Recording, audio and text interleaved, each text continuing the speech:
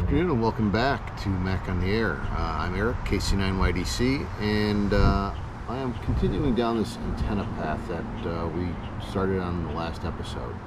I talked about some modifications that I did to the QRP guys end-fed half-wave antenna transformer, and I haven't gotten back out to test those yet, but we will soon. We'll post those results.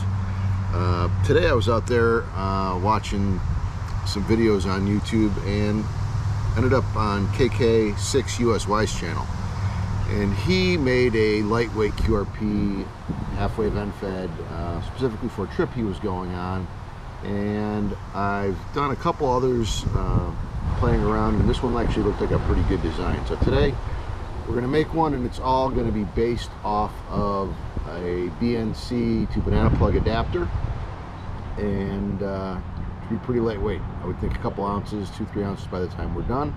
If you're interested kind of in the original, I didn't make this up. Go out to KK6USY's YouTube page and you can find the original video there. So what you're going to need today is a BNC adapter to banana plugs. You're going to need a couple of ferrite cores, actually only one for QRP. If you're going to end up doing a little bit more power, you might need a couple more, but the ones I've got are the FT50-43 mix, and you're going to need some binding post lugs and some antenna wire. In the last project we used some 22 gauge. This is going to be a little bit smaller one. I'm actually going to be using some 28 gauge antenna wire that I picked up off of eBay as well. So stay tuned and we'll get to making this antenna adapter. Alright, so this is the ferrite. You can see it's pretty small. I'm going to put it next to the BNC adapter for size comparison. And it's small because ultimately what we want is we want it to fit down inside this recess in the BNC adapter. Remember, I'll put links to all of the stuff down in the description below. So it's a small one, and what we're going to do is we're going to take our 28 gauge antenna wire, and I'm going to pull off a piece about 18 inches long or so. I'm not super worried about it. I'd rather make it long and cut some off later than come up short. From a tool perspective, really nice to have a set of small side cutters. These particular ones are from Crescent. There's a lot of other ones that are like them. Again, I'll put the link below. But when you end up finishing this up, and if you end up having to get in and cut wires in tight spaces, the small ones work real well. So just like we did in the last project, we need to start with a bend and twist in the wire. So I'm going to make mine a little bit shorter than that, maybe 4 inches long. Just do a bend over, and I'm going to come in about maybe 2-3 inches from the end, and I'm going to just do a hand bend, or a hand twist rather. And in his video, KK6USY puts his in a drill and spins it that way, and I think that's a good way as well. This thin wire though is just not that hard to twist by hand, so I'm just doing it that way. I think from a time perspective it's just as fast. I not really counting here how many twists I'm going to do. I'm going to do about a dozen or so, just until I feel like it's wound up good, because in the end, again, I will probably end up taking this loop here at the end and just cutting it off to get a good solderable connection. So I think I'm good there. And get that out of the way. Just like before, we're going to come up from the inside, and we're going to wind this through. And we want to make sure that we have enough length here so that we can come back and strip off some of the enamel and do a nice solder job on it at a later time. So I'm going to take this and I'm going to go 1,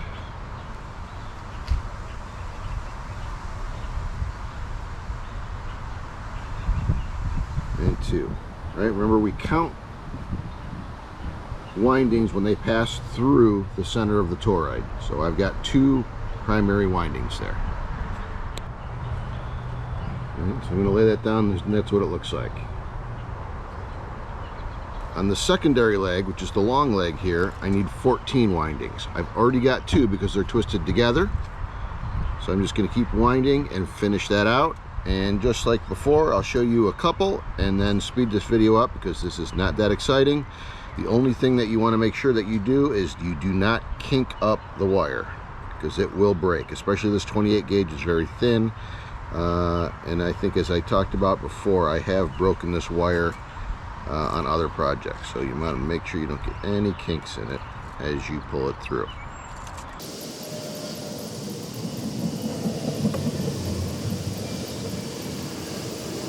And I'm halfway there. I've got 7. 1, 2, 3, 4, 5, 6, 7. 8 goes over the top and out the other side.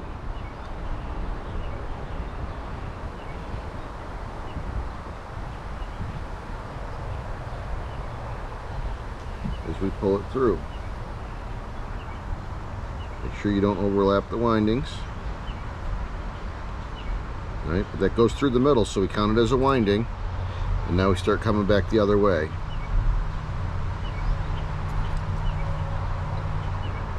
It's 9. We'll go to 14.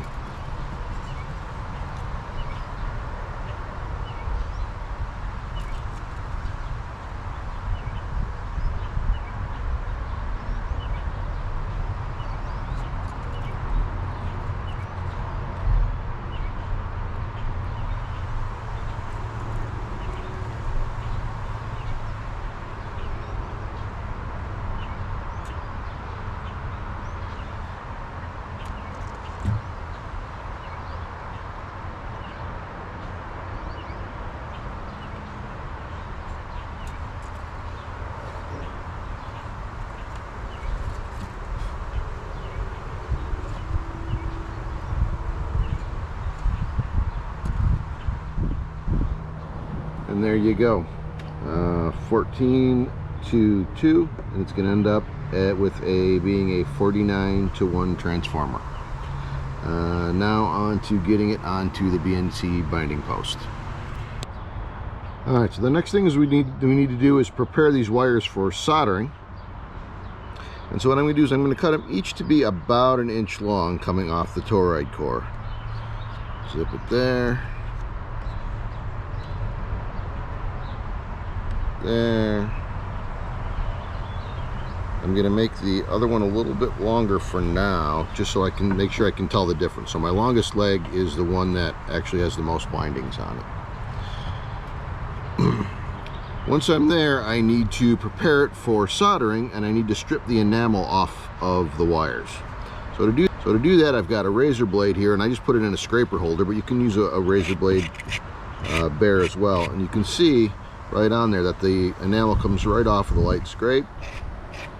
So you just do that on all sides to get the enamel off. If you're working on a surface that you really care about, you may want to put down some type of a pad or a sacrificial piece of wood so that you don't ruin what's underneath it. But I'm being pretty gentle here out on my my deck table, and you can see it's all very copper colored now. We're just going to do the same thing on all 3 legs. Some people advocate using a torch and burning the enamel off. That might work as well. This is just what I've always done, so I stick with what works for me. The one on the twisted leg, it's a little bit more challenging because you've got the little grooves from the twists in there, but it shouldn't be that big of a deal.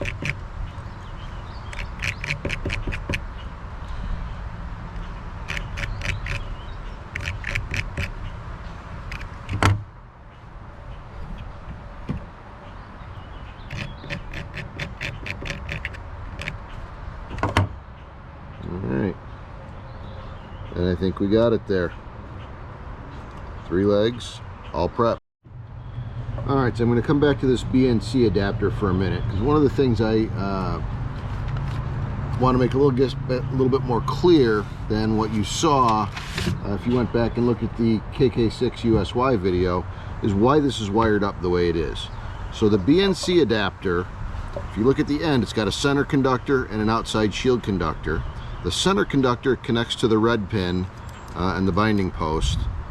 The outer red shell connects to the black pin in the binding post. So when we set this up, the antenna then comes off the secondary winding of the toroid, and that, and I'm going to show you this in a second, is going to end up going through a hole that I drilled. Right, that hole's not there between the red and the black post. The head antenna wire is going to come in, and we're going to solder it through there. And the toroid other two windings are going to connect to the red and the black, and that's how we're going to get our three legs of the toroid all hooked into a conductor. So let me show you kind of a couple of your antenna wire choices here. So I'm going to show you three different choices today. I've got three different kinds of wire. This wire is called wrapping wire, and I got this for another ultralight QRP antenna project that I did, and it is very, very, very lightweight and fragile. If you're looking for the ultimate lightweight antenna wire, this will work. But I warn you that if it's laying on the ground and you step on it and you pull it, it will snap without much pressure at all. I did get it to work, but I'm not sure that it's something I want to kind of rely on a day-to-day basis to hold up over multiple activations. If it's a one-time use and you're going to be real careful, this can work. The other wire that I've been using pretty regularly for antenna wire is this wire, BN Tech Go. It's just off of Amazon. I'll put the link down in the description below. 20 gauge. I've got some in green. I've got some in gray. It comes in a bunch of different colors here, but I find this a nice medium grade wire. It's very, very flexible. I wind it up a bunch of times. It doesn't seem to get fragile. I like it. That's what I've been using for most of my antennas. So what I'm going to do is I'm going to pull through a few inches. I'm going to tie a knot in it. The knot is the strain relief that's going to keep this from being disconnected from the toroid. Get a knot in there. Right, and then I'm just going to cut about maybe 1/2 to 3/4 of an inch more.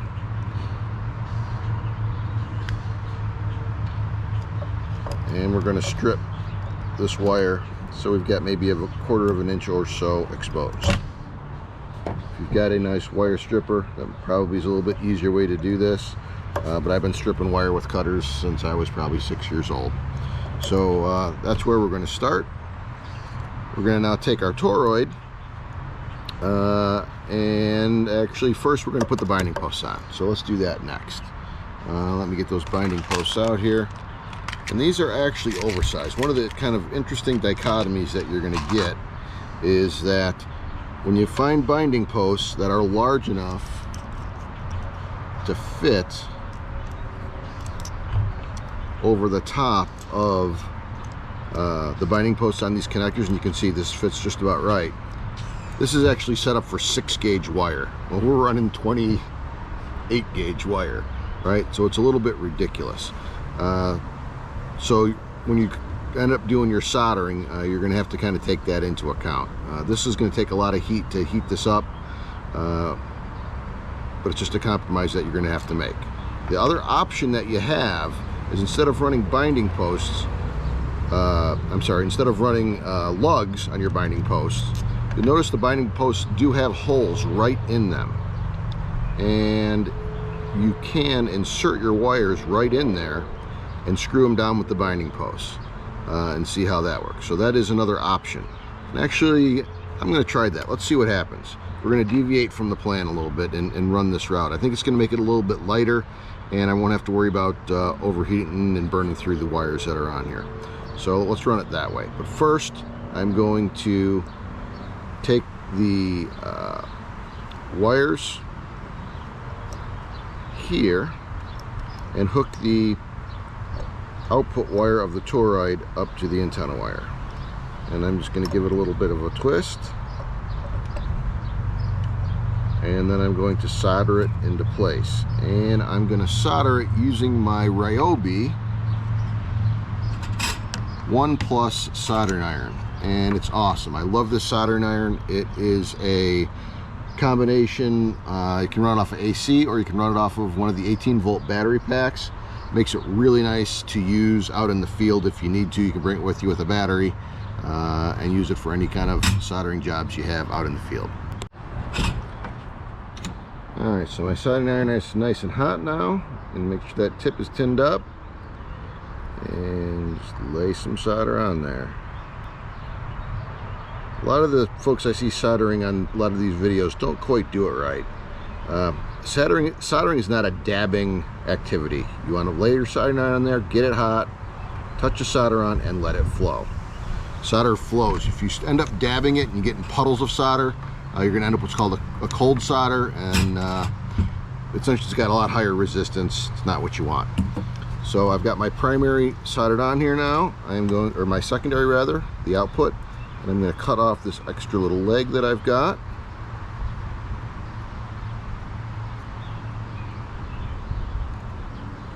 Make it all nice and smooth. I'm going to pull that back in here now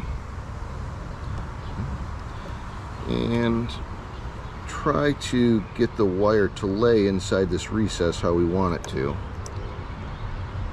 Probably could have made that a little bit shorter. Maybe I can still do that. Let's see here. I pull this out. I can loosen this knot up maybe and pull some more of it through here. Make that antenna end just a little bit shorter.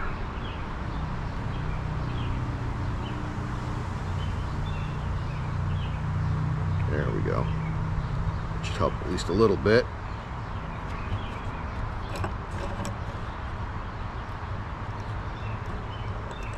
Just gonna put a nice bend in here. Help it come around the corner.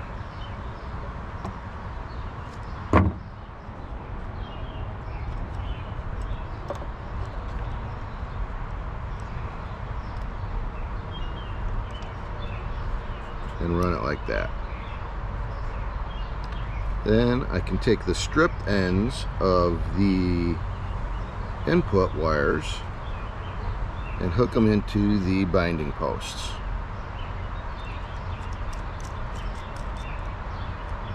Actually, I got that backwards, don't I? We actually want to run it this way. I want to have the twisted pair running into the positive side. Put that in there. Tighten it down. Run the single to the black side.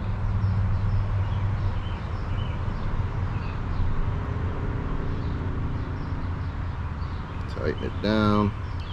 Now, one of the things that I'm not sure how this is going to work is if you tighten these down too much, I don't know if it'll end up cutting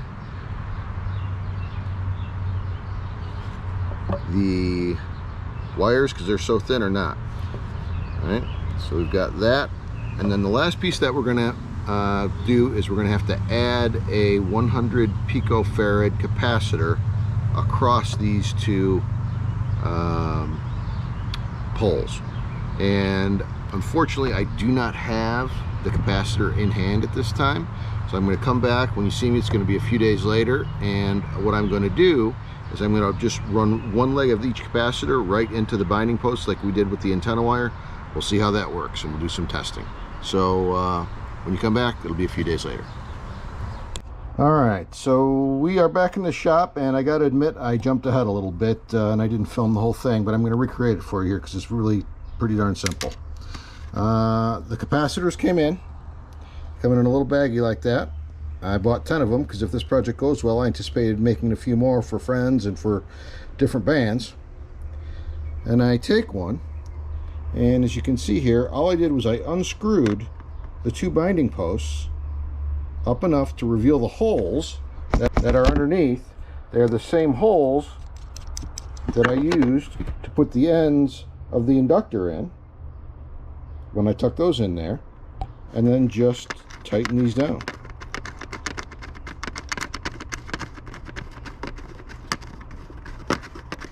And it clamps the two legs in there. And it's nice and tight. No extra soldering. So the only thing I had to solder on this was to solder the antenna wire onto the proper leg of the ferrite transformer, and that was it. One solder joint. Everything else was a little drill to drill the hole. Then I wound the toroid, mounted it, and put one leg under each binding post, one to the antenna, and then I clamped the capacitor in, and that's it. So it goes real well. Here's one of the capacitors in my hand, kind of give you a little bit of relative scale. In the past, I've also made one of the super ultralight transformers that are built right onto the head of the BNC connector, and I got it to work, but it was a pain. Everything is super small. You're dealing with surface mount capacitors. Essentially, it's the exact same thing as this, except everything is smaller. And it is probably half the weight, but by half the weight, I mean it goes from 1 ounce to a ½ ounce, right? It's really not that much different. This project went way easier, and it's a way faster build than this. I probably have 3 hours into that one, and I probably, once I got all the parts, I probably have a ½ hour into this one. All right, so it's a much faster build. So let's go take it out, hang it up in a tree, and we'll get some SWR measurements. All right, so here we are looking at the Nano VNA and the blue triangle. All right, here we are back out in the lab again, and I am running an SWR on this antenna. It's a 40 meter, really kind of trying to set up for NVIS, and I'm running off the binding post banana plug Antanna that we built earlier. So that's the run of it, and I've got it hooked up to my Nano VNA over here. So let's go take a look and see where we're at. You can see this is the wire still going through here. I changed lenses on this GoPro, so we'll see how it goes. I've never used it before. It's this one that's supposed to keep the horizon. The bottom left shows the SWR at 7.16 megahertz. It just happens to be the stop that exists on my Nano VNA. And right now it's reading 1.07 to 1, so I am going to... Here's that same wire with the blue triangle moved a little bit at 14.16 megahertz. We're at about 1.94, 1.95. So again, not perfect, but as a compromise, I would live with that. All right, the SWR measurements looked real good out there, as you could see. And the other thing I wanted to mention, that I'm going to bend this capacitor up because it's just clamped in there, and you can see that that ferrite, I just took some fast setting 5-minute epoxy, mixed it up, buried that ferrite down into that epoxy, poured the epoxy over the top to keep that in place so it's not going anywhere.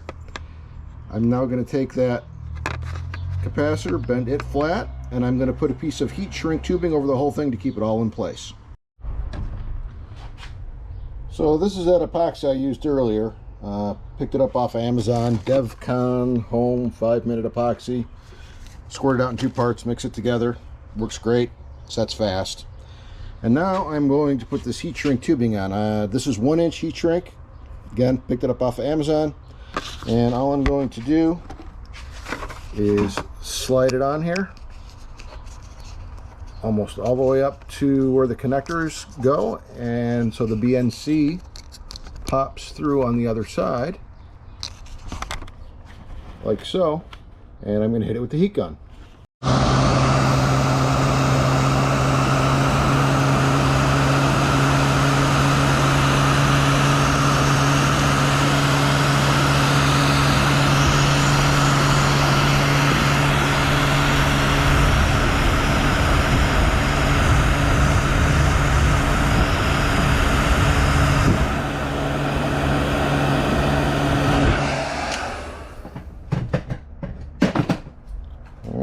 Now I've got a nice tight package around that. It won't come loose, and we're good to go. So if you like this video, please subscribe, hit the bell for notifications. There's more coming. Let me know what you want to see below, and I will see you next time on Mac on the Air.